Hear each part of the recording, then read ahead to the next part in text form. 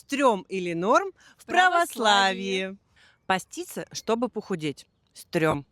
Стрём. Делать замечания в храме? Стрём. Стрём. Зайти в храм без платка и в штанах? Норм. Норм. Креститься, проходя мимо храма? Норм. Норм. Заходить и прикладываться к иконам в женские дни? Норм. Норм. Причащаться раз в год? Стрём. Стрём. Не покупать свечи в храме? Норм. Норм, но они должны быть освященные. А еще мы не забываем, что покупка свечей — это, пожертвование храму.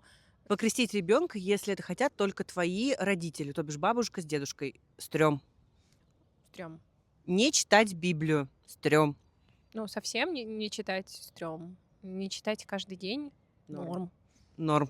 Заставлять родных ходить в храм? Стрём. Стрём. Только если это не маленькие дети. Даже детей, если они не хотят поспать в какой-то период своей жизни, лучше им дать поспать, чем через силу его вести в храм. Как сказал один знакомый священник: больше спишь, меньше грешишь. Идеально.